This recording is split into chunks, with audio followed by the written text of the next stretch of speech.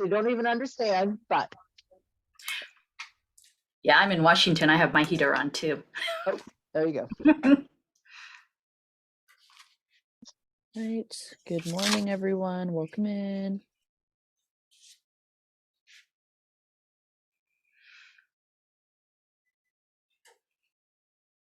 Hello, let's give everyone a minute to pop into the webinar. As people are coming in here.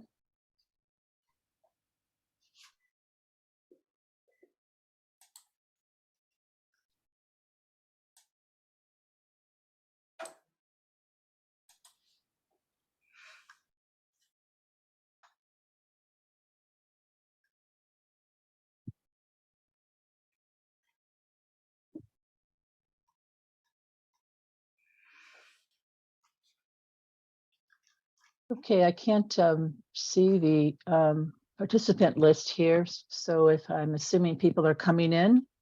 Yeah, I'm showing 21.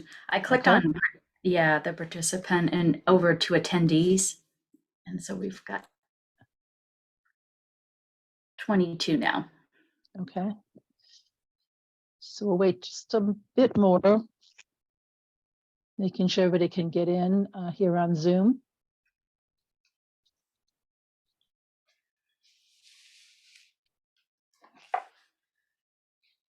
Okay, so I want to thank you for coming on to this Zoom webinar, and I think we'll go ahead and get started as people are still coming in. My name is Susan O'Million. I'm the moderator today of this webinar. I am part of the National Partnership to End Interpersonal Violence. I'm currently the senior co-chair of NPIV Action Team 3 Practice. So I'm a practitioner and also a learner today, so this is great. Before I introduce you to our presenter today, I have a few items to go through. Just so we understand technically what's going on here. Although many of you have probably been on Zoom webinars, today is a Zoom webinar format, so both the video and the audio capabilities are disabled. So you will not see you on the screen, and also you will not be able to unmute yourself and talk. The webinar is being recorded, and the recordings are not currently available to attendees. But the chat feature is enabled, and you can share some general information or ask questions during the training that can be shared with our presenter as time allows. Make sure that when you're in the chat, that your chat goes to everyone, not just the panelists. The last 30 minutes of today's session will be dedicated to questions and answers. You can also put your questions and answers. It's actually easier if you put them in the Q&A box. There's a separate Q&A box, questions and answers box, in addition to the chat. And feel free to comment on other people's questions or like them, because that will raise them up in the queue. You may also use the raise hand feature during that part of the session if it's needed. Okay, so with all of that sort of technicalities out of the way, and I'll be here to deal with any of that and keep an eye on the chat box and the Q&A box. I'd like to introduce now our presenter, Nada York. Nada is the owner of York Consulting and Correctional Counseling for Change. For the past 40 years, she has worked in the criminal justice system as a probation officer, a victim advocate, domestic violence expert witness, and trainer for law enforcement advocates and other court personnel.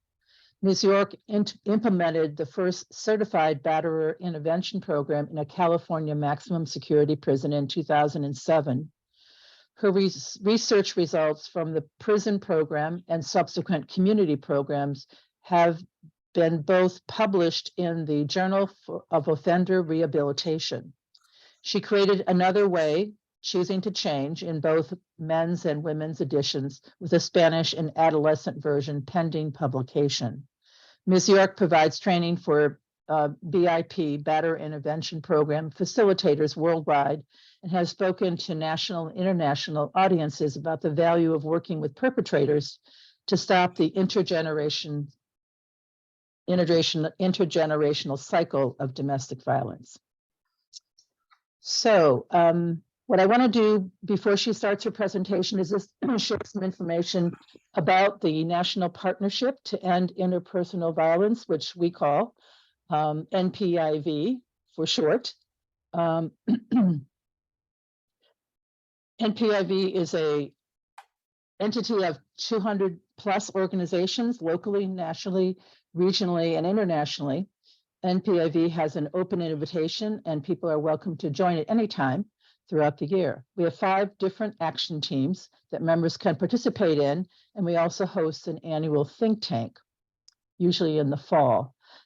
Visit our website at npeiv.org to find more information about membership, our action teams, and the projects we're working on. We hope you're interested in learning more and possibly donating to the important work of this collaborative, multidisciplinary partnership that looks at violence across the lifespan. We have members from all over who network, share information, and work with others in the field.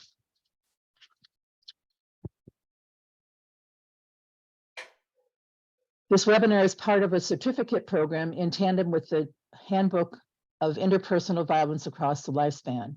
This multi-volume handbook is a 3-year project with hundreds of experts involved who have written numerous chapters, and we are asking different authors involved to contribute to our webinar series.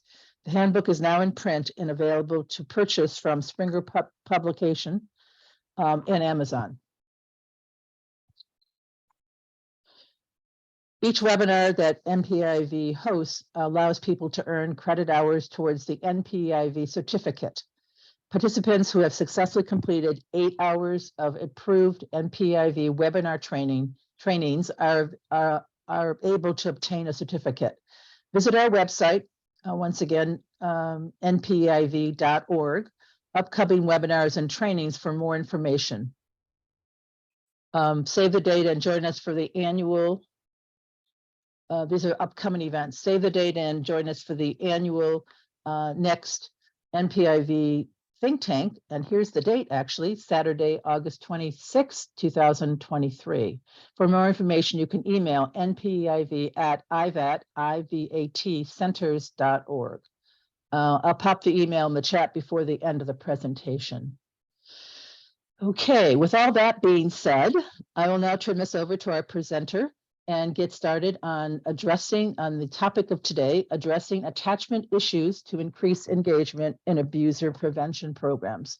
Thank you for joining us, and I hope you enjoy this very enlightening and important session. Nada, go for it. Thank you, Susan. I appreciate that. So as we switch over our PowerPoints, just want to welcome you all, and just wondered, I see some of you are already introducing yourself in the chat. So if you would please let us know. We see your name, but tell us where you're from and what clientele do you work with? Do you work with abusers in intervention programs? Do you work with survivors and victims? So just give us an idea of where you're coming from and who you're working with, and I'll get our PowerPoint started here. Oh, by the way, we did mention about the taping. Susan mentioned, and normally these are not available right afterwards. However, we are we're testing being able to provide the webinar afterwards. So do look for an email in the next couple of days that will be a replay of this webinar. Hopefully you do have the handouts. If not, we can get those to you as well for today's presentation. So great. Okay, we have quite a variety of folks here, and I see we also have people from all over the country. That's great. Let's see. There we go. Okay, Susan, is this PowerPoint showing up correctly? Yes, you're perfect as you are. Yes. Blocking it. Okay, good. Good. Let me move my little bar here so I don't get that in the way. And we'll put that up. Oops, let me see if this will show. There we go. Okay, so let me go ahead and get us started here.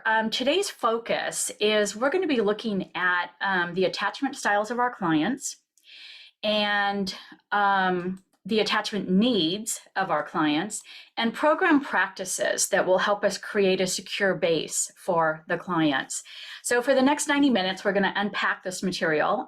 Feel free to put questions in the chat as we go. And during the last 10 to 15 minutes, we'll have time for any additional questions. Also wanted to let you know, as Susan mentioned, I've developed a curriculum and I'm actually putting together a new attachment lesson. So these are 2-hour lessons, but they are broken down into blocks of time. So if you don't necessarily run a 2-hour class, you could actually take some of the material and just share what part of it would fit in your schedule. At any rate, that will be available to you for free as a result of attending this or signing up for the webinar. So I'm going to put my email, we'll put my email in the chat if you don't have that already, and you're welcome to message me or check our website to get signed up to get that copy when it comes out in March. Okay, so I have an icebreaker question for you all, and I'm going to put it in the chat. Let me see, make sure I put it in there correctly. And the question I'd like you to answer for us is, given the choice, would you rather travel back in time to meet your ancestors, or would you prefer to go to the future to meet your descendants? So Nada, let me just clarify. So people need to click on that link that you put in the chat to get to the question. Yes. And I'm going to pull that up as well. There we go. I think it just stopped my share here. Let me pull mine up. There we go. So go ahead and take a minute here. We tried to do it in a poll and we weren't able to get that through. So let me see what you guys are coming up with. That's an interesting question.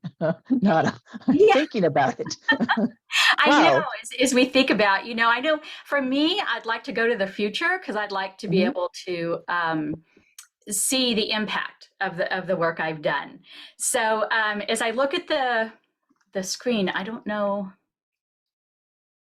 Let me get back into my Zoom here. Let me see if I can share this screen with you. I'm going to mess this all up. I hope not. Okay. Is that showing there? Yes. There we go. So it looks like most of you are actually wanting to go back in time to meet your ancestors. And then another third of you are looking at going to the future. I would probably join you there. So the reason I ask that question, let me scoot out of this one, is because the material we're going to talk about today is actually, let me move this. So sorry, guys. There we go. The material we're going to talk about in today's presentation is about looking at the attachment styles of our clients has been influenced by their ancestors. And the choices that our clients make with the material that we're going to teach them and work with them on is going to influence their descendants. So really, I look at our topic of attachment in dealing with healing some of the past hurts, and also redirecting them and helping them so that the next generation, that cycle that's been building up through the generations can actually be broken. And this is one of the tools I think is important and helpful. So there's I'm going to share with you a quote here from Dr. Diane Heller. And I just recently came across her material and I'm so impressed with her because she has the same attitude I do, which is that when we're looking at attachment, we can be healed. we can heal those childhood hurts. And so she talks about our attachment style being the original blueprint for how we perceive, connect with, and relate to others and the world around us, and how it often informs our adult relationships unconsciously. So as a result, many of our triggers or reactions are rooted in this relational template. So as we think about our clients, how many times do we heard the word trigger? We teach to that. How do you respond to your triggers? And so many of those triggers have in fact come out of the past, out of those childhood experiences. So I am going to provide for you a resource list. So I've got the website for Dr. Heller and a couple of other things that I'm going to be sharing with you today. So you will have that available to you. Another project, another source that I've come across that I think is really helpful in looking at attachment, and this is called the Attachment Project. So this is a particular graph that came from their website, looking at the attachment style of the parent and then how it manifests in childhood. So where the parent, and now they didn't break down the difference between secure and insecure for the parent in this particular handout, but they're talking about in childhood how it manifests as anxious ambivalent, anxious avoidant, or fearful avoidant. When they get into adulthood, we see a little shift. Secure generally still stays secure, but anxious ambivalent becomes anxious preoccupied, anxious avoidant becomes avoidant dismissive, and fearful avoidant becomes disorganized. Now, you may have found in your own studies, in some of the different resources that are out there, they kind of use a little different twist on some of the words. But the bottom line is we're looking at today, we're going to talk about secure and insecure, and we're going to talk about how do we move our clients who are insecure more into more of a secure place. Okay, there we go. So I have a video, and we tried this earlier, so hopefully this will show up well for you. Here we go. And this is looking at just a simple basic video on different attachment styles and how they impact our relationships. Have you ever thought to yourself or wondered how your relationships affect who you are and how they've played out in your life so far? Attachment theory, originated by psychologist John Bowlby in 1968, is one of the fundamental tenets of positive psychology. It posits that people form models of social relationships called attachment styles, based on their early experiences with their parents or primary caregivers and how responsive they were to their needs. This has resulted in 4 major attachment styles: secure, dismissive avoidant, anxious preoccupied, and disorganized. Generally, they can be described like this. 1. Secure is when needs were usually wholly satisfied at an early age, so you believe people are good and trustworthy. You feel worthy of love. 2. Dismissive avoidant, or for simplicity just avoidant, is when there was neglectful parenting from childhood. You see others negatively, but yourself positively, resulting in believing you can only trust yourself. 3. Anxious preoccupied, also known as ambivalent attachment style, is when needs were not always satisfied in childhood. You grow up overvaluing love and doubting your own self-worth.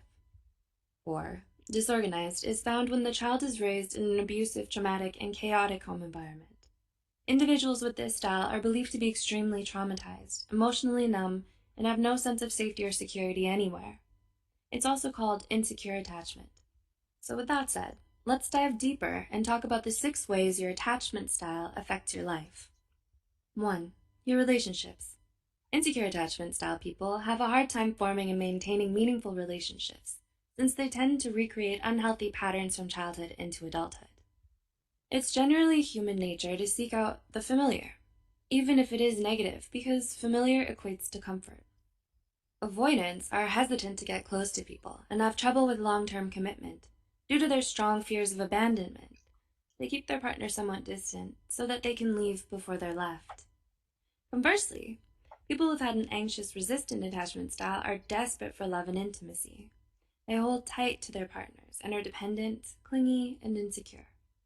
They tend to distrust others, so they may become jealous and controlling. 2. Your friendships. People who are secure tend to be friendlier and more outgoing. Making friends is relatively easier for them. On the other hand, avoidant children tend to play by themselves and don't bond much with their friends or family, while anxious children become highly sensitive to rejection and may grow up to be people pleasers and conformists who crave social approval and popularity. 3. Your partner. We tend to find partners who resemble our parents, regardless of how negative the parent-child relationship was. Having an avoidant style results in gravitation towards people who are also emotionally unavailable and neglectful of your needs, whereas anxious style individuals are likely to chase those who are inconsistent in their affection, leaving them being the one putting 100% of the effort needed to maintain the relationship. In fact, studies show that having an anxious, avoidant, insecure attachment style makes you more likely to stay in an abusive relationship. 4. Your parenting. It can be hard to outgrow the psychological scars that a dysfunctional family dynamic can leave. Emotionally well-adjusted individuals often cite growing up in a healthy home environment to be the reason behind their happiness and success. Avoidants may grow up to become emotionally distant parents who don't know how to satisfy their child's needs for closeness and comfort. They may overemphasize independence and self-sufficiency, teaching their children that they can't count on other people to be there for them all the time. Meanwhile, parents with an anxious resistant attachment style are the most likely to parent via smothering. They're usually controlling, strict, and overbearing as caregivers. And 5. Your worldviews. Our parents are our first teachers. One of their initial lessons teaches us how we deserve to be treated and how we can expect other people to treat us. Secure style people are more open and trusting because they were raised to see the good in people. They can easily connect with others and feel comfortable being intimate or affectionate. Dismissive avoidant people are doubtful and wary of others. Their perspective is that the world can be a cold and unforgiving place. Anxious preoccupied people believe that the problem lies in themselves, so they tend to be clingy, self-sabotaging, and have low self-esteem, and seek constant reassurance. Your early childhood experiences and relationships with your parents can do much to shape who you are, what you believe, and how you act towards others. Do you see your own attachment style reflected in any of these points made today? Does this help you move closer to understanding those around you and why they might do what they do? Please like and share this video with someone who could benefit from it. And as always, thanks for watching. We'll see you in the next video. Okay, so after watching this video, Have you ever thought? think about your own clients, and I think I'll have you type it in the chat. Do you see the majority of your clients? Do you think they're secure or somewhere in the insecure setting? So take a second here and go ahead and see lots of insecure. Definitely insecure. Definitely insecure, yes. Yes, yeah. Yeah, and I know some of you are working with victims and survivors. I noticed some of you are working with children, some of you working with offenders, whether it be on probation or in batterer programs. Yeah, very good. Very good. So let me share with you what some of the research shows us about, and I'm coming from the perspective of working with offenders and abuser intervention programs, but it's supporting what you all are saying. And that is back in 2012, there was a study that used a control group versus a batterer group. And as you can see in the control group, 74% were secure, 25% were insecure. But when you moved into the batterer group, we had just about 39% were secure, 61% were insecure. So you can see a huge shift in the two different groups. What is interesting is, and some subsequent studies have looked at this, in the batterer group, even though nearly 40% were secure, the studies done by Babcock, and I apologize for not finishing this one out. This also was Gottman, John Gottman. And by the way, I have all these research addresses for you in that resource list. when they looked at it, they looked at not only secure at attachment issues, they also looked at personality disorders. And so they found that even though some were secure, they tended to score higher when you're looking at narcissism, antisocial, so some of those other disorders. At any rate, this study that just came out recently in 2021 was a meta-analysis of 33 different studies regarding secure and insecure attachment, and they found a significant association between insecure attachment styles with somebody who was perpetrating intimate partner violence. Goldson and Geffner, and then Orcutt, Garcia, and Pickett, they looked at women. Interestingly, the women didn't tend to have as high of a rate. The numbers are a little hard to digest, so I just kind of, I'm going to direct you to those studies to look at them specifically, because they looked at a lot of other areas. But essentially, they didn't seem to have as high of an insecure attachment as they did having some type of personality disorders or traits. So at any rate, so I will be sharing the resources on these with you as well, so you can look up the studies if you're interested in looking into that more deeply. So it is important to understand that we can move in between the different attachment styles depending on our relationship. So no one's perfectly 100% secure all the time. But we want to look now at what our needs are of the clients. You see here, there we go. Okay, so if we look at what the research shows on some common behaviors among male abusers, now most of this research has been conducted with male abusers in heterosexual relationships. So I just want to give you that caveat. But what they're looking at is one behavior that we tend to see is the issue of dependency or their self-esteem issues. So self-esteem of insecurely persons can be dependent on other people's approval, and the slightest indication of disapproval or criticism or disinterest can strengthen that low self-esteem. This is why how we work with them is going to be so important. Jealousy is another trait. It manifests in an extreme lack of trust in their partner. So there may be some abandonment fears. And by the way, jealousy and self-esteem were also consistent with women offenders as well. Impulsivity, acting without regard for consequences. One of the strategies that I use in my curriculum is talking about the anger scale, and I use a scale of 1 to 10.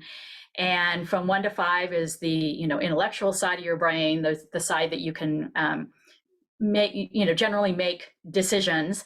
And then you move from 6 to 10, that's the emotional side of the brain. That's where we're kind of reacting rather than responding. And I tell them, you may hit up to a 10, but you'll eventually get back to a 1. And so if you consider getting back to a 1 on your own volition is certainly much more advisable than getting back to a 1 in the back of a squad car. And I know as a probation officer, I worked mostly with adults convicted of felonies. And when I was doing pre-sentence investigation reports, you look at a police report, you look at their rap sheet, you look at the picture when they got arrested, and then I came in after the fact when they've either entered a plea or been found guilty by a jury. And I was looking at a completely different person. And many times there was that remorse and there was gee, I wish I'd made a different decision. And obviously it's too late. So that impulsivity, we certainly see a lot in domestic violence.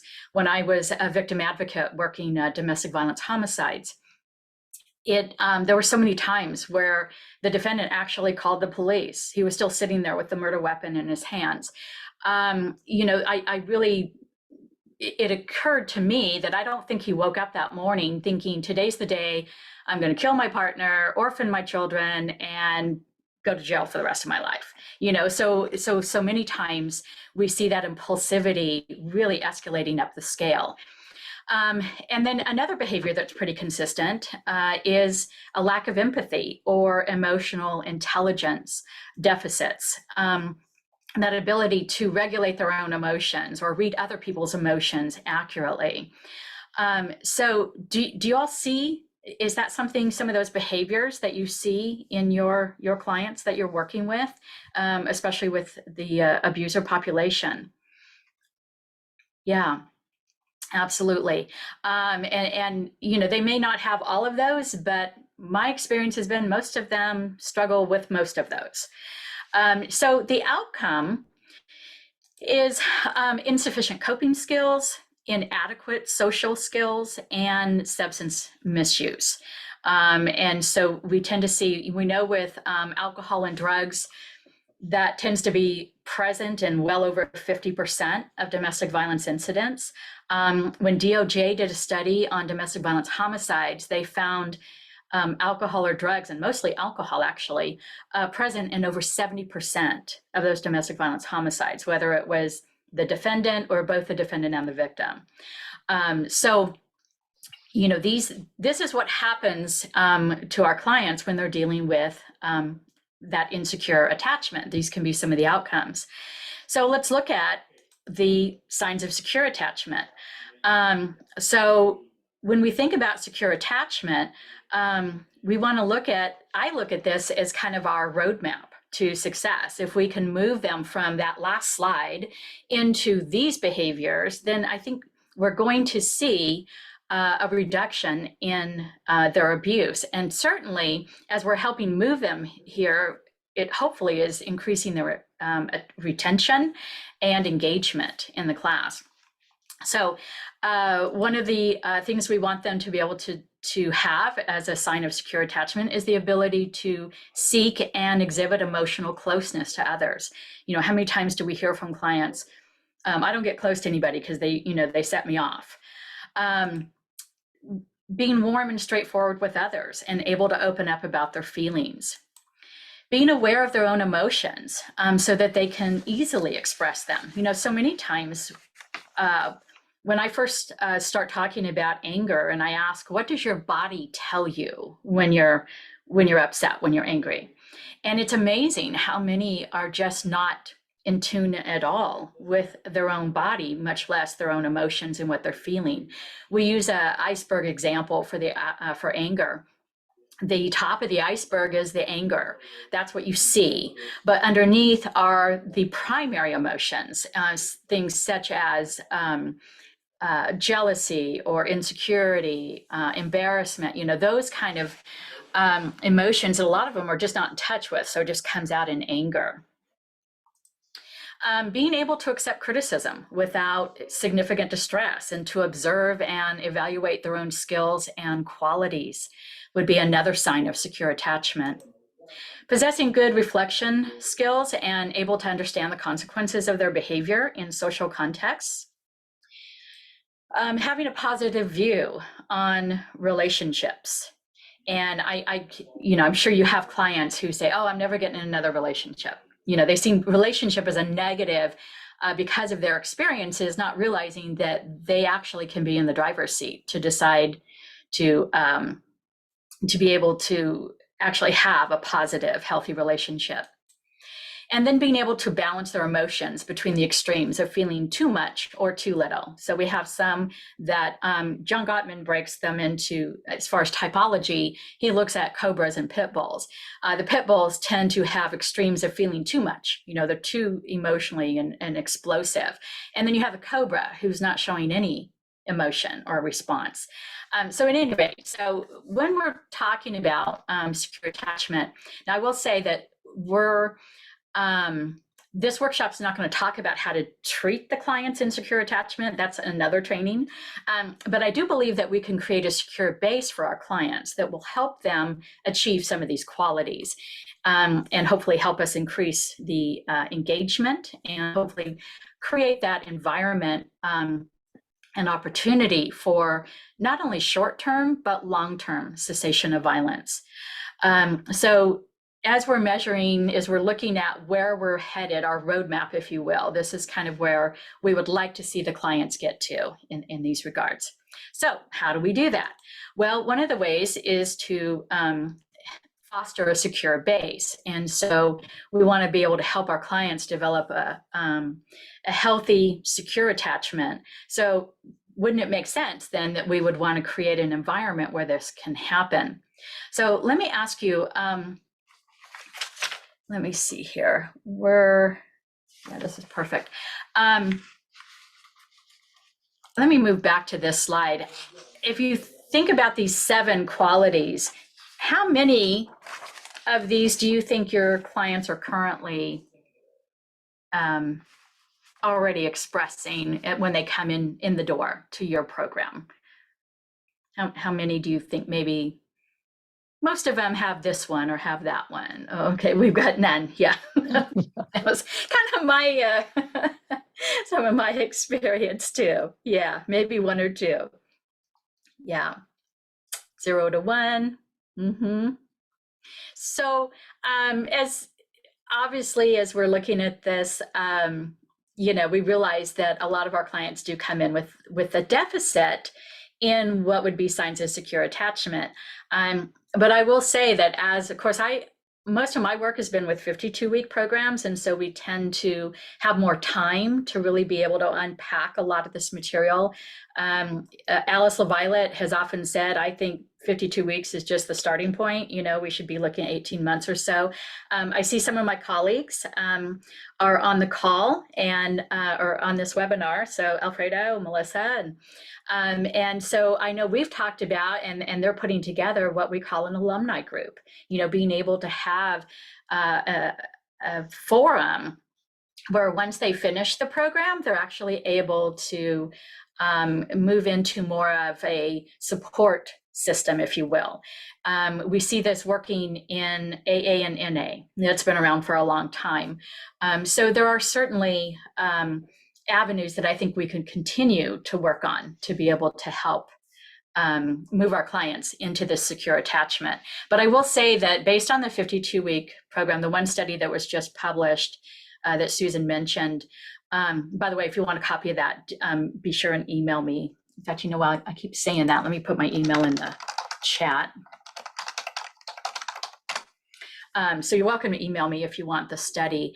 But what we found was 18 months from intake, so that means 6 months after they graduated, among the graduates, there was a 1% recidivism, rearrest for new domestic violence, even though many of those clients came in with at least 2 or more prior arrests for domestic violence. At 8 years, we were looking at less than 20%. I think it was like 18.2% of rearrest for domestic violence. So, and having some contact with the program, the pilot project program, many of the men ended up coming back and being mentors and being involved in the program. So we definitely saw a lot more positive improvement in there. I see a lot of you agree the 52 weeks being important, 26 weeks inadequate. Absolutely. I think you're just starting to unpack some of that, those thoughts and beliefs. In fact, in the study, I designed a measurement scale on using the abusive behavior inventory, and I just kind of modified it.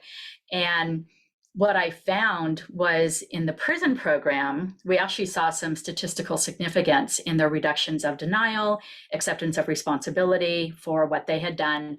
But in the pilot project in the community, we weren't able to use the data beyond the 14 weeks. And what was interesting is at 14 weeks, there was not a shift in the belief system, in the reduction of denial. And so I found that rather interesting. At 14 weeks, we just really weren't seeing much difference as far as the way they thought. Okay, so let me take us back to how do we foster a secure base? One of the things we want to look at is, are we creating a safe environment? Both physically and emotionally? Is it a safe place for them to be able to express themselves and to share what's on their mind? Being warm and attentive and consistent. And so much of this that I'm talking about is coming out of the literature on what is a secure parent, what does secure parenting look like? And we know for many of our clients, in a sense, we're reparenting them in a way. And so, so it's important that they see us as warm and attentive, being consistent with the rules, with our our delivery, our interactions with them, being attuned to their wants and needs, helping them put into words what they're experiencing, what they're feeling. You know, when you think about, you know, I've looked at the idea that when we are growing, you know, when our children, when we're raising our children and we see a 2 or 3 year old and they start throwing a temper tantrum, and what do we say? Use your words. Use your words. You know, we start teaching them very early to start to put those feelings and emotions and needs into words. But for many of these clients that we have, a lot, especially the men I've worked with, so many of them did not have that kind of attentive parenting. And so they learned that tantrums basically worked. Well, it worked when they were 2 years old, but now they're 30-year-old men looking like a 2-year-old throwing a temper tantrum. And who wants to look like that? So we want to be able to help them understand how to put into words what their needs are, and what they want. Let's see, it's important that we set healthy boundaries and clear expectations so that they know when they cross that line, and so that they have a clear, safe place to be able to work on these issues. Being reliable and trustworthy. If we tell them we're going to do something, we do it. We don't make, promises or threats that we can't follow through on. So they know that whatever we say we're going to do, we do. I remember one time as a probation officer, one of the conditions was they had to show up for a drug test during the time I gave them. And I remember, one of them, and I said, and if you don't, I will arrest you and take you back to custody. And I remember arresting this one gentleman, and he was upset. And I said, well, what did I tell you would happen if you didn't take the test? You said I'd go to jail. I said, and how could you trust me if I don't do what I say I'm going to do? So it's not that he ended up going to prison. We were able to work with him. But the bottom line was, if I told them that's what I was going to do, I had to do that. And it's the same thing in our programs. We want to be reliable and trustworthy. If we tell them, if you miss so many absences, we're going to refer you back to probation, or we're going to refer you back to the courts, then we need to do that, so that they do know that our word is good. Valuing the client and supporting them to be their best self. I love this, Alfredo. I'm going to give a shout out to you. This is a term he's used during our consultations, and I love that picture of helping them be the best person that they can be. So many times when we see men come into abuser intervention programs, a lot of times their denial and their deflection of what they've done is coming from a sense of, I'm not the person I want to be, and that's not who I see myself to be. I know interviewing men over the years, hearing, I'm not a violent person. And I would look at their rap sheet and I go, but I'm looking at, 4 prior arrests for domestic violence. Yeah, well, she pushes my buttons. Okay, so you attracted the button pushing women. Okay, well, maybe we can help you with that. So it's being able to help them be the person that they want to be, that they see themselves being, and valuing them, even though maybe they've done something really heinous, we're still valuing them as a person and then providing opportunities for decision-making and choices. In my program, I boil it down to giving them a choice on what color of felt pen they choose to do the activity with. Little choices that allow them to make the decisions, because we want to model for them what we want them to do in their own home. How many times do they just tell their partner what's going to happen or what they're going to do? We want to model for them, what does it look like to share power and allow somebody to make their own decision about what they would want. And then certainly praising those pro-social efforts and giving encouragement to try again when maybe they didn't quite reach the bar. So these are some ways that we can help rebuild the deficits that contribute to their relationship insecurity, create a safe place where positive change and accountability can take place for the personal violence that they've committed. And so any thoughts or questions on this, fostering a secure base? And certainly we're going to have some time here at the end that we can talk about this as well. So I just want to set this up as kind of the stage we're going to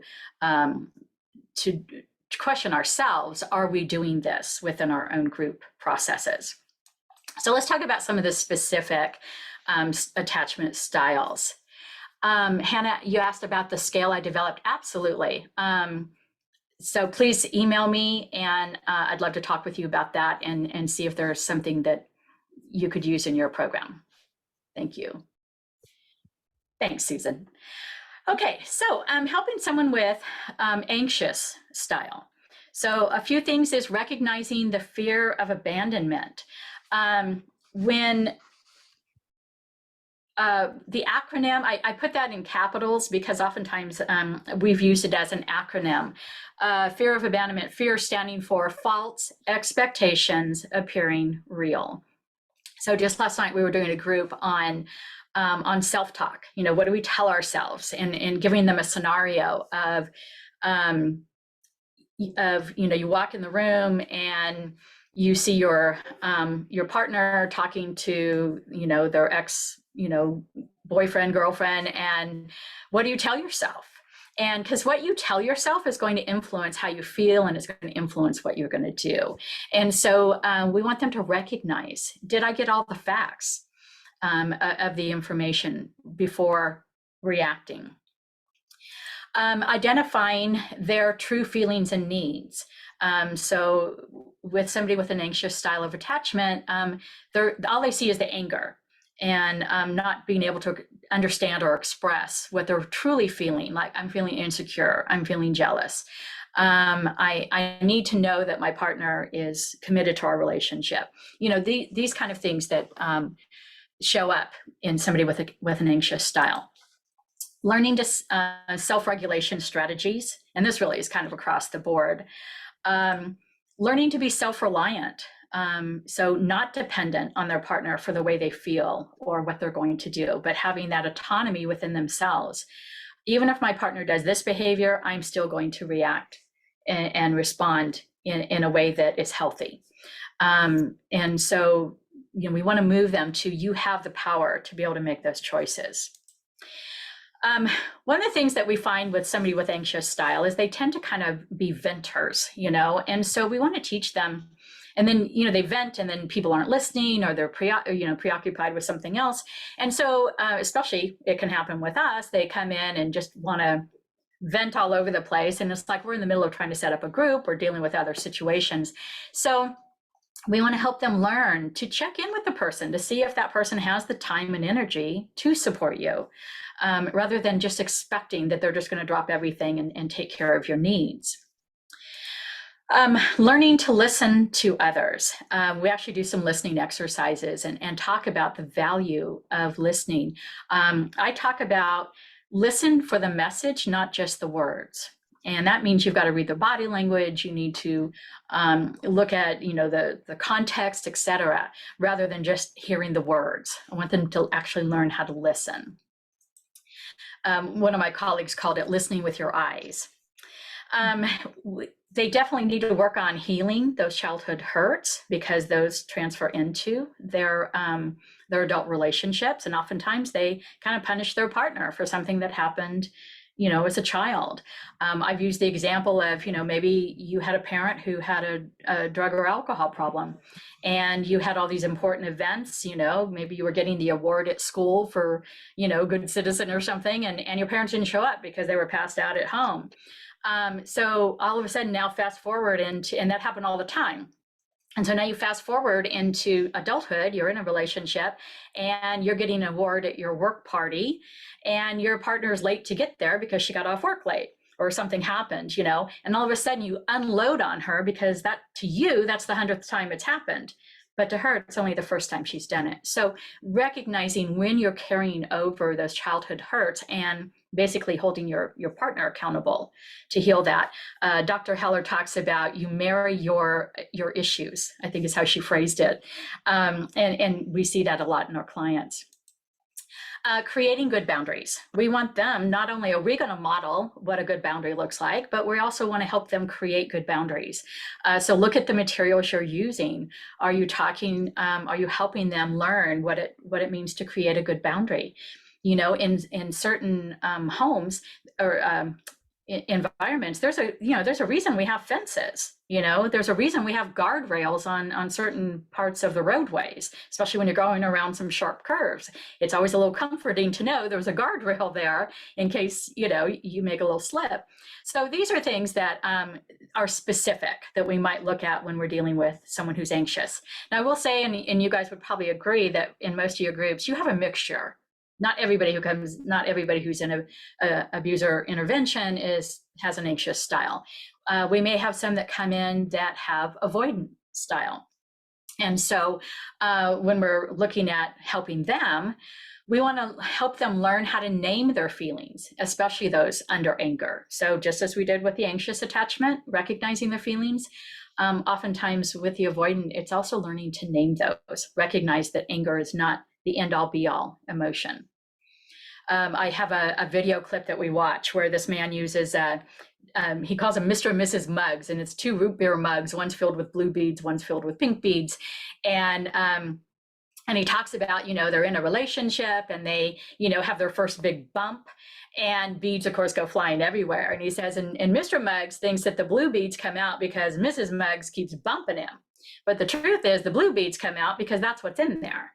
And you got to take that blue bead and you've got to look at that and say, okay, why, when I get angry, what am I really feeling? What's really going on?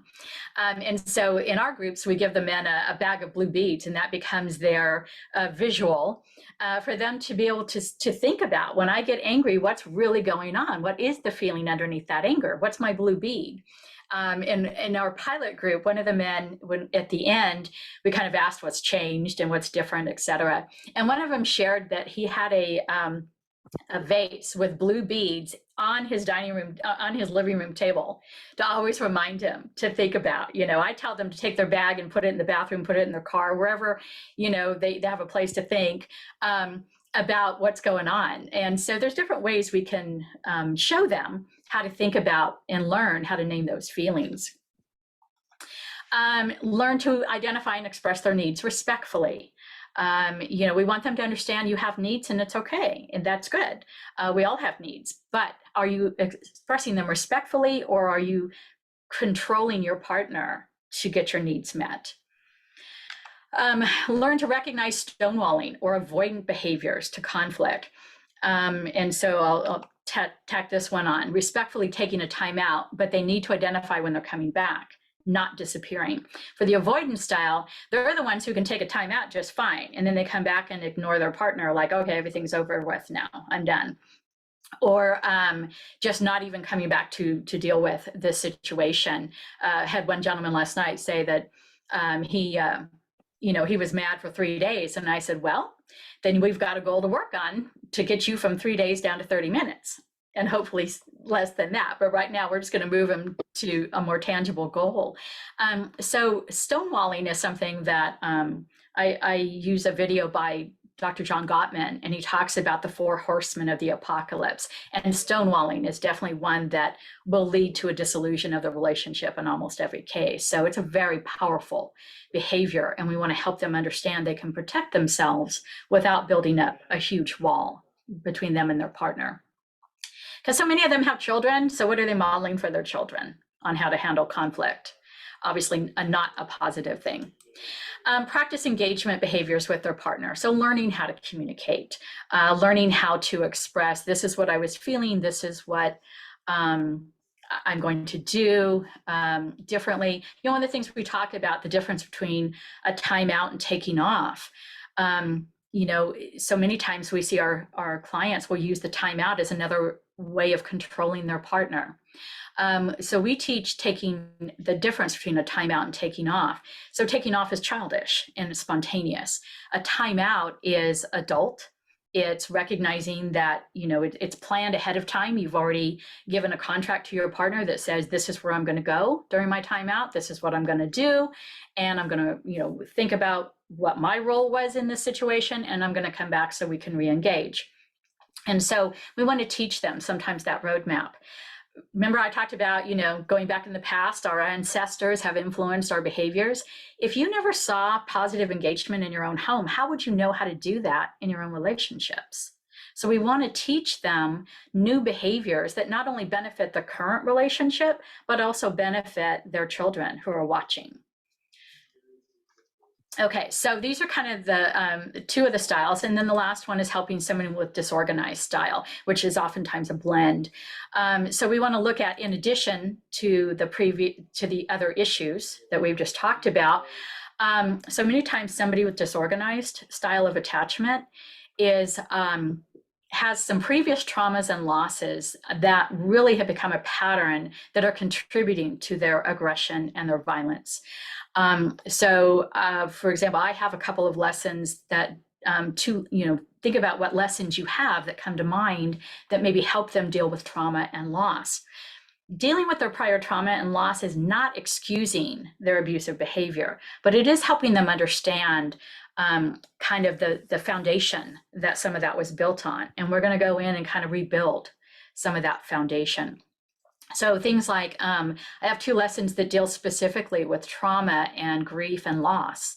We want them to understand, in childhood, you had one loss, and, like, think about the message you're given when, as a child, maybe your dog dies, and, and you hear, well, we can get another one, or, well, it was just a dog, and so here, this child is just heartbroken over losing their companion, and yet their loss is minimized. And so what do we see them do? We see them carry that on into their own parenting styles, into their own interactions with their partners, if they didn't learn how to deal with it themselves. Stress management is another area that we all face stress. And so what do we do with that? Do we punish everybody around us because we're under stress, or do we learn how to manage our stress in a healthy way? And then I also have two lessons on forgiveness, because I believe, and the research is now showing this, that we need to address forgiveness issues to let go of past hurts and move into a healthier understanding of others. If you've ever seen any of Fred Luskin's work, I love his work. He talks about, the steps to forgiveness and letting go of those past hurts. So while these are not directly DV related, if you will, it's not the power and control, it's not the cycle of violence, but we know that underneath much of their coercive and controlling, physically abusive behaviors, there are roots that we want to be able to address to provide that safe place where they can share their beliefs and share their, and see behavior change. One of the tools in a safe place in our groups is, so I'll share with you some facilitation strategies. We want to create a secure base from which they can recover. So is it predictable? Where we're not putting them on the defensive. And I know sometimes I've heard, facilitators, when a client says something really off the wall, oh, we don't talk like that in here, or we don't talk about those kind of things here. Well, if they can't talk about it, you can't help what's inside their head if you're not willing to listen to that. So we need to be able to let them have that safe place where they can say things and bounce it off and not absorb it, but be able to say, okay, so reflecting back that to them. So where did that thought come from? Where did those beliefs come from?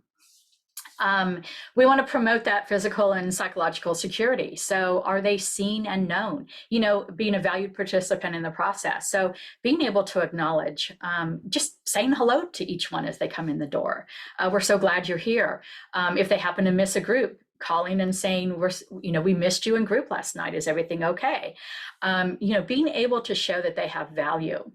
In the environment, to be a facilitator who's self-soothing, reassuring. Even though you made a mistake, we can move forward on this. We can help you move there. And being able to support them as they explore their feelings and concerns. And sometimes, the stuff that comes out can be kind of ugly looking, but are we able to hold that and be able to help them work through that thought process, work through those ideas? There was a study by Corvo and Sonkin where they talk about attachment security priming.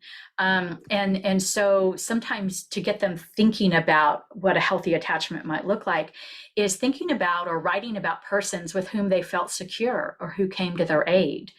Gavin de Becker in The Gift of Fear talks about this idea of of looking at somebody with value and recognizing that there have been people in our lives, even if we grew up in dysfunctional homes, there was maybe a teacher or a coach. I know for me, it was a ballet teacher, who fed into our lives a sense of purpose and value in us that maybe our parents couldn't give us because of what they were dealing with.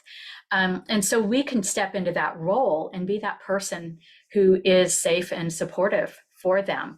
Not saying what you did is okay, but being able to say, but you are okay. And we can help you behave in a way that's consistent with how we see you. I always talk about raising that bar. I raise it high because I know they can get there. Another facilitation strategy is looking at gratitude. Gratitude work is so important when it comes to changing brain chemistry and their outlook on life and others. Dr. Daniel Amen, talks a lot about gratitude. In fact, he jokes that you could replace Prozac by having people do a gratitude journal for 3 weeks. He said, if you wrote down 3 things that you're grateful for every day for 3 weeks, you will notice a shift in your brain and the way that you perceive things. So we have a gratitude daily monitor where we have them fill that out. And what was I grateful for today? And it's really important that they share with somebody what they were grateful for. That idea of speaking it out can actually, not only writing it down, but also speaking it out can do volumes of shifting in the brain. Just recently, one of my groups, we put together gratitude boxes. And so they decorate the box and they have strips of paper, and that so there's a little hole in the box, and they can fill out something they're grateful for and throw it in the box, and every time they do that, they throw it in the box. And then we have process groups. So we do like 9 weeks of material, lesson material. And then that 10th week is that processing. What has stood out to you over this last 9 weeks? What have you learned? What are you still working on, et cetera? And it's during that time that they can bring in their process box and be able to share. What are some things you'd like to share with the group? You don't have to share everything in the box, but pick out 2 or 3 things that you'd like to share that you were grateful about. So just being able to help them shift their brain from woe is me to, hey, you have things to be grateful about in your life, and we want you to acknowledge and recognize them. Another strategy that I think is really important, and this comes from my work as a victim advocacy, when I design the curriculum, I look at it through the victim's lens because I know what they would tell me about what happened when their partners would go to batterer groups. And so I think it's really important for us to think about how are we helping the victim benefit from their partner being in this program. So one of them is helping the client establish a new story so they can forgive their caretakers and understand their true worth. So remember I talked about that incident where, maybe mom or dad was always unavailable to you during important parts of your life, and then you punish your partner because they weren't there for you. So helping them create a new story, and part of that is just speaking truth into it. Teaching new patterns of thinking and behavior, such as honest and open communication with their partners. You need to let your partner know when you're upset and that you're going to take a time out, not make them guess what's on your mind. And as you guys have probably seen in your own groups, the research shows there is a high likelihood that the partner has the opposite attachment disorder. We saw that in the little video clip. So we want to guide them toward a compassionate understanding of their partner's behavior. So maybe their partner has abandonment issues, and that's why their partner doesn't want them to take a time out. So helping for them to learn how to create a secure base at home. And that we use a contract, for example, as one way of doing that. So, so we want, as we move them toward a more secure place, we can help them learn how to move their own, how to move their partner toward that area as well. So I'm going to talk about the next 2 slides, we're going to look at moving from insecure to secure, both in general and then also in relationships. So in general, again, repeating, able to regulate emotions and feelings in a relationship, having a positive self-image, a strong sense of self and a healthy esteem, being able to be warm and straightforward with others and able to open up about their feelings, to feel secure enough within themselves. Able to accept criticism without significant distress, and able to observe themselves and evaluate their own skills and qualities, without it being a defeating sense on their part. And having good reflection skills and understand the consequences of their behavior. So as you could see, moving from insecure to secure, this is very similar to what we talked about earlier about people with signs of secure attachment. So when we look at relationships, so are they comfortable being alone, but also comfortable in a relationship? So they can do either, not this frantic need to have to be with somebody all the time. Able to establish emotional intimacy and to trust people. Having a positive view on relationships so that they feel good about them and are able to seek out relationship with others. And then being able to seek emotional support from their partner and also give emotional support to their partner. Being aware of their emotions, being able to express them easily, and also being able to communicate their needs effectively. So think about the material you're using, and is your material, helping you guide your clients toward these skills and behaviors. So I know I've had, when my curriculum first came out, I remember some probation officers saying, I want all my programs to use your curriculum. And I said, people have to use what they feel comfortable using. And so I liken it to, some people like Ford, some people like Chevys. You just want to make sure that when it comes to using evidence-based interventions, that it has 4 wheels, that it has a seat they can sit in, it has a steering wheel that they can drive it the direction they're going. In other words, you want it to have these certain components, but it can look a little bit different in different curriculums and different use of materials. So what I would suggest is you look at these qualities, these behaviors that you want, and look at, is the material you're using going to help you get your clients into this healthier, secure state? So this new lesson that I'm designing, just kind of in a nutshell, the strategies that I use is we always educate them on what the issue is. So in this case, it's educating them on the attachment styles, and then educating them on how that influences their relationships. So when we're educating them on the attachment style, they'll be using a survey, which I use I'll be using the one from Attachment Project. I think it's real easy to use. It's pretty quick, and it gives descriptions of the different attachment styles. We also want them to review the challenges, and I love this out of the Attachment Project. They talk about the superpowers within each style. So I love that strength-based approach that they use. And so that's coming into the lesson design. And when we think about the relationships, reviewing the needs of each style, contrasting what's healthy and versus unhealthy behaviors that have needs that need to be met. I like Gottman's soft startup versus the harsh startup strategies, and helping them contrast their own needs with that of their partner. So yes, it's important to have their needs met, but if you're in a partnership, it's important for your partner's needs to be met as well. And then of course, looking at the future, which is reviewing parenting issues. So that's kind of what, in a nutshell, the direction that lesson will take. And like I said, you've got my email. You're welcome to message me. And as a result of being in this webinar, you're going to be able to get that for free. So some final thoughts, again, reiterating safe and trusting relationship with an attuned other. So we need to be attuned to our clients. Our material needs to maintain a moderate level of arousal. So we need to raise, I've talked about raising that bar, raise the bar a little bit so that they have to work up toward that behavior change, if you will, or a belief change. And then to do that, we need to activate both their thinking and feeling. So we need to help that full brain integrate when it comes to really changing. If we want long-term cessation, many of us can get them to stop being aggressive in the short term, but we want that long-term change. And that means there has to be a belief shift. And then having that language of self-reflection. So, when we provide these elements, I think as they relate to attachment, then I think we are able to increase our retention rates. And then, increase their engagement while they're in the groups.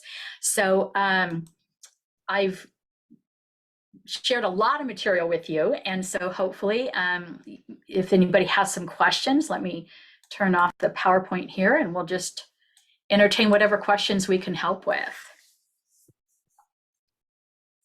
I don't see any questions in the question Q&A or the chat, but I do have a question for you, Yes, Susan. Nada. So I have done work with both victims of domestic violence and also offenders, perpetrators. And I guess I'm always fascinated by how the work interchanges, how it is that each informs each part of it.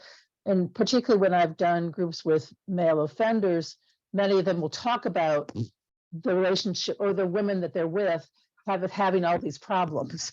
And some of them popped up, and I know a lot of the people on the chat also work both with survivors and offenders. So how do you see the work informing and how you might work with, you mentioned a little bit, work with the men who are going to say, well, she's bipolar and she's this, and you don't understand, she's crazy. So how do you see that interaction? Yeah, so what I've noticed, and even crazy people have a reason for doing what they're doing. And so what I talk about is there are there some needs of their partner that maybe need to be met that would help reduce some of that quote crazy behavior? So one of the questions I'll ask them when they'll say, well, she won't let me take a timeout.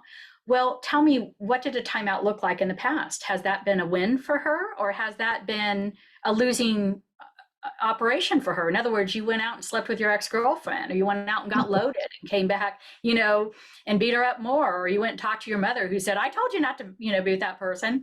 And so, so I ask them, if it's not a positive experience for her, then it makes perfect sense why she's not going to want you to walk out the door.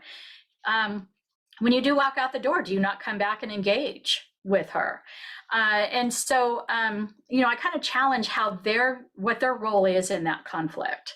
And to think that, like, we have one exercise where I ask them, to write down some positive qualities about their partner, and they can do it about these other areas, like, what do you like about yourself, maybe positive quality about your kids, but we get to the partner and it's like, oh, they've grown.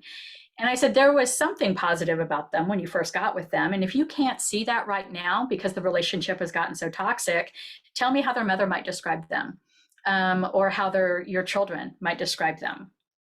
And so when we did one program, it was it wasn't biblical based, but it was a faith-based program. And one of the things I suggested to the men, I said, for those of you that believe in the 10 Commandments to honor your mother and father, that all may go well with you, are you making it difficult for your children to obey God because of the way you talk about their mother in front of them? And you saw these deer in the headlight look. It was like, uh-oh, there's a great video called Something My Father Would Do. And one of the gentlemen says, well, you go to school and your kids talk bad about your mom, you can fight that, but what do you do when it's your dad? So we want to draw their attention, put that mirror back on themselves and say, what part of this are you doing? We look at personalities. When I was at the prison, one of the men, I said, so the topic that day was love and respect. And I said, what is it your partner does that tells you she respects you?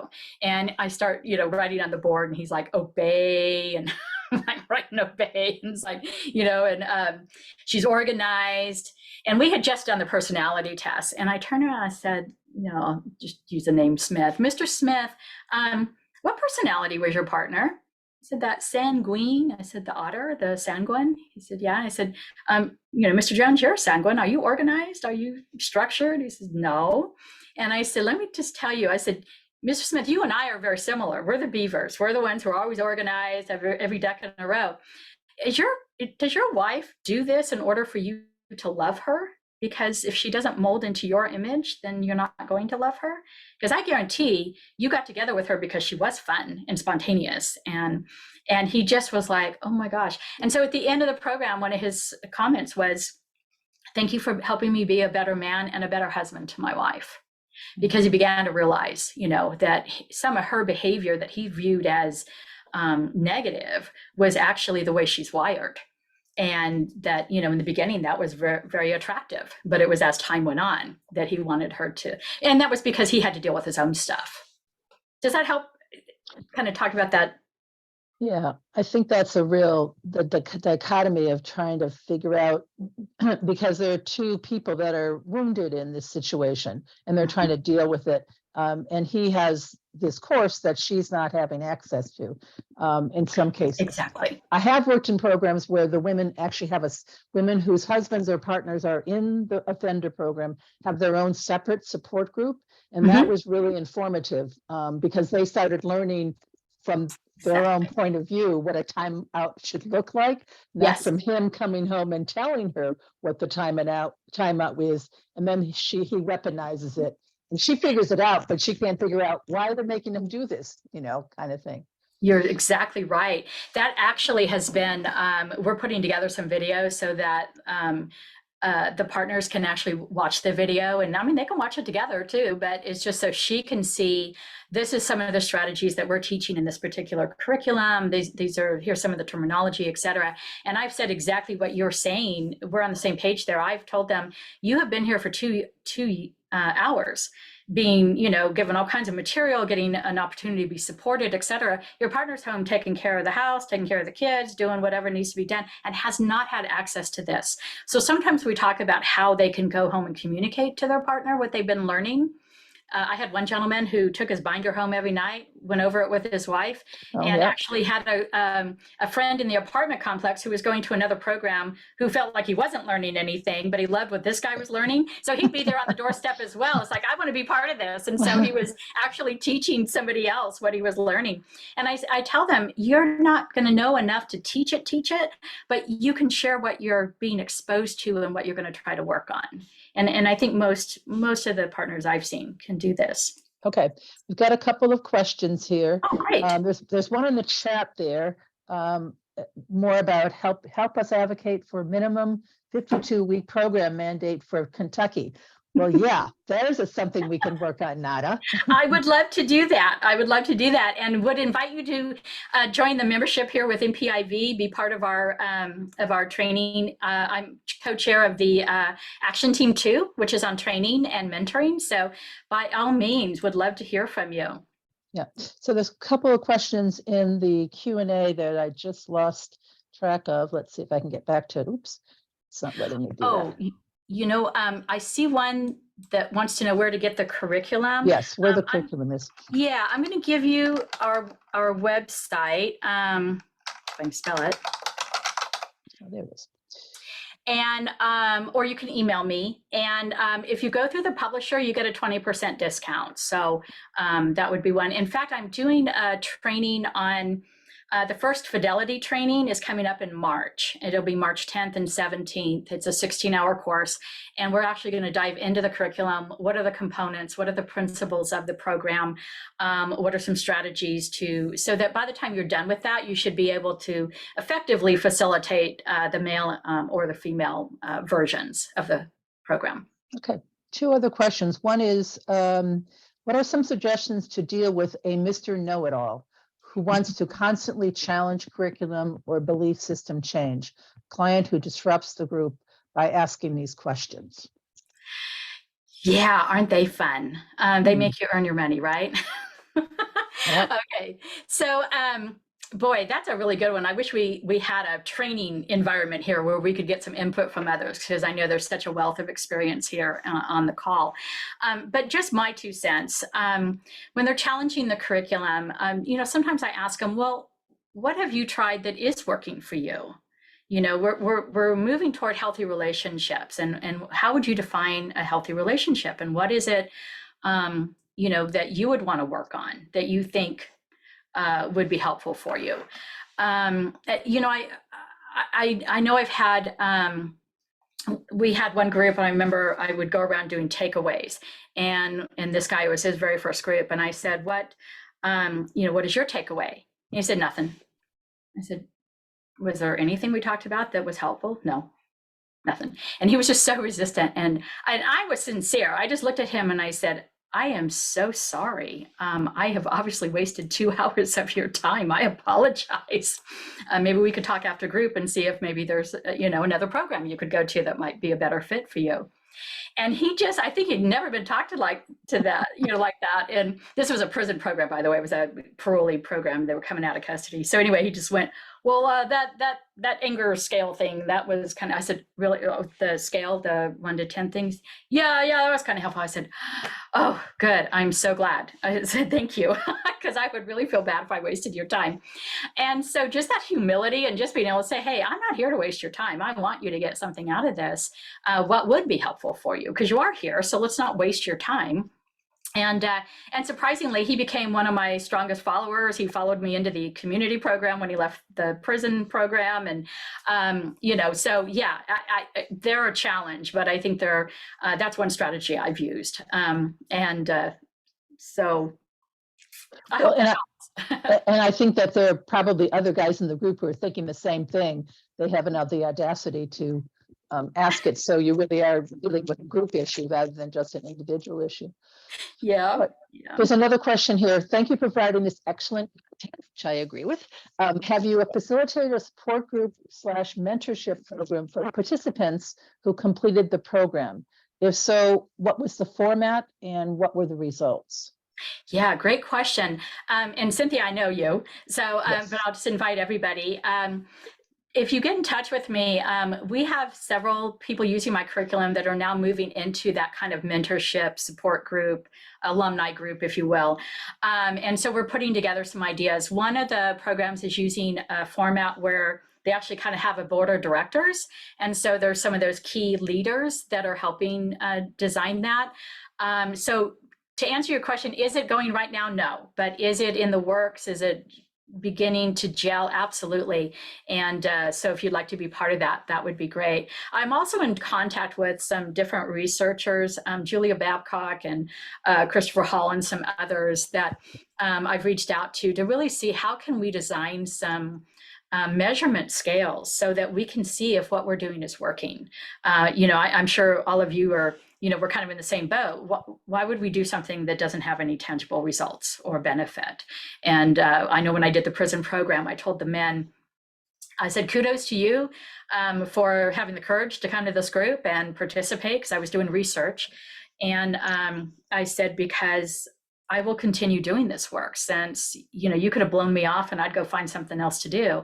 But in fact, when I signed them up at the prison, I said, I'm doing research, it's for my thesis. And so I'm going to ask you for your commitment to stay with the program. I can't duct tape you to that chair, but I'm going to ask that you give me your word that you'll stay. I had no voluntary dropouts in the program. And when we got to 18 months later, because it was a maximum security prison, we had a lot of lockdowns. And so a lot of the guys weren't able to finish. And what ended up happening was I sat them down. I said, gentlemen, I'm so sorry I wasn't able to finish the program for you, but I will give you your certificate for what you've done, and I will release you from your commitment to me. So at this point, you're free to choose or not, and I'm going to be here for 6 more weeks. If anybody wants to come back to group, I'll still be here. And every single one of them said, I want to come back, I'm learning something. And I was working on my licensing at that point, and over the summer, the hope was I would come back and teach the program people how to implement it. And that was in 2009 in the California prison system. It completely imploded because there was some new legislative law that sent everybody out of the prisons back into the community. So I couldn't even get back in for free. But during the summer, they kept bugging my LCSW, when's Ms. Short coming back? We want to finish that program. So I know the interest is there. I know that people do want to change. They don't like what they see in the mirror in many cases, or it's a facade they've put up. So we want to be able to help them move in that. And so Cynthia, thanks for bringing up the alumni group. I think that's going to be a really important component as we continue to move forward in this work. So thank you guys for that. Susan, any other thoughts or questions? I don't see any other questions. One of the things I wanted just to go over, you mentioned in the beginning that there's a resource list you provide. Is that all people need to email you? Is that what you're? Yeah, in fact, I might be able to, oh, I didn't like that. Whatever that was. Yeah, it's oh, for some reason this is not letting me put a document in. Let me just put in maybe it's because mine was, I don't know. It should let me. Yeah, it's not letting. Oh, what did I just do here? And there's a question that's come up Oh. here about whether there's a certificate. I believe there is a certificate available for attending this training. Yes, and Right. NPIV should be sending that out. I just answered it. If you purchase CEs at registration, then you will be receiving them in the next couple of weeks. But MPEIV does not offer certificates of attendance. Okay, thanks. This is the voice of NPIV. That's Madison. Thank you so much, Madison. Thank you, Madison. Anything else that we didn't say that we need to say, Madison? I think you guys covered it. Okay. So Madison, can I send you a document that we can put together the document and the replay and just send it out to everybody that's signed up for this? Absolutely. Okay, folks, I'm so sorry. For some reason, I can't put it in the chat, but we'll get that to you through NPIV, or you can email me directly. I'd be happy to get you that resource list. Hopefully you got the handouts. If you didn't, we can get that to you as well. And are the slides available also? Somebody mentioned that along. Yeah, the slides are in a PDF. Okay, is that part of the handouts that we're given? Yes, yes. Okay. I'm just trying to answer questions, that anticipating people that we're trying to figure it out. So the best way to check back if you are missing anything is to email Nada directly. And then also there'll be other things, and particularly please fill out the evaluation. That's very valuable to us. These are webinars that NPR puts on to NPIV puts out there to get more information, and we could get the feedback from you, whether this was helpful and what else could be helpful, particularly other topics that we could. We have a large group of people that have a lot of expertise like Nada, and we want to be able to get that out to people as part of what we do as an organization, but also what we do individually. This is the work we're born to do, so we're supposed to get it out there, right? Otherwise, we don't know why we're here. All right, so I think we're about ready to wrap up. If there are any other questions or comments, that would be great. Yeah, and thank you, Alfredo. Great to crossed our paths. Okay. They can't access the SurveyMonkey link. Right, I did put it into the chat. I think it'll also pop up when you leave the webinar. So. Oh, okay. Yeah. Okay. And then so, Madison says somebody tried to sign up for CEs yesterday and they weren't able to get signed up. So perhaps you could. Yeah, I put my email in the chat. So if there's any questions, we could figure out a way to get your payment and get you your CEs. Okay. This is Madison from NPIV. Thanks, Melissa. Good to have you. Someone is saying happy I was able to attend. Great information. Thank you. That's from Melissa. Yeah, you, Melissa Nada. and Alfredo, a couple of star providers of the curriculum, so they're favorites. I think it's great to have these conversations. I have done these groups and I know it gets isolating even within the group that you are. And also it's just fascinating to see what other states are doing. I used to do these groups in Connecticut and Massachusetts. We had 40-week groups in Massachusetts. We had 26-week groups in Connecticut. So I can tell you how inadequate they were. But and I have also seen, particularly in Massachusetts, the alumni group functioning very, very well. And in fact, we got guys to come to become facilitators based on going through the program, going through the alumni group. And then the alumni group, they particularly had became really good friends. They had events with their kids and they really just bonded and became role models for each other. And like I said, eventually some of them became facilitators, which, as you know, becomes a really powerful thing for when some guy says, what do you know? Well, I've been there and this is how I've changed my life. And that role modeling is so important, not just about their behavior with their partner, but also how they're raising their kids now. So exactly. That is the work we're doing. Yep. Yeah, one of my best providers, he graduated my program 10 years ago, and he just does an amazing job He'll actually probably become one of my master facilitator trainers because he's done it. He knows the curriculum inside and out, and just does an excellent job. Oh, thanks, Devin. I did recognize your name. It's nice to see you or have you here. Thanks. That sounds- So great. I think this has been wonderful. Our time's flown by, but hopefully everybody will stay in touch. And Susan, I definitely want to connect with you about that alumni group. I'd love to get some Yes. feedback from you Yes. on how that looks. Yes. And for you folks that want to stay in touch with me, I'll let you know what we find out and can Right, do. and I'd love to talk to you, Nada, about the prison group, because I've been doing some work in prisons, men's prisons, and boy, is that a whole different adventure. Yeah. It is, but I loved it. These guys were amazing, and they spoke so much out in the yard that other guys would come in and go, "Hey, how can we get in this group?" Of course, in the prison, I was running a closed group, but yeah, I love that. I'd love to get back in the prisons and do Well, this. I think what was interesting is many of the men that I was working with there are actually there for life because they killed their partner. That's how mine were. But there are guys coming in and out, and they want to educate those guys, and it's really, really interesting how they sort of made it their life's work. So, all right, we could talk for hours. Thank you so much, Nada. Thank you very much to everyone. Thank you for all the information and sharing, and please stay in touch, particularly through Nada. I think somewhere back there I put my information too, but thank you so much, and please support NPIV in any way you can. Go to the website at mpeiv.org. Thanks so much. Thank you all so much. Bye-bye. I'm going to end it for all.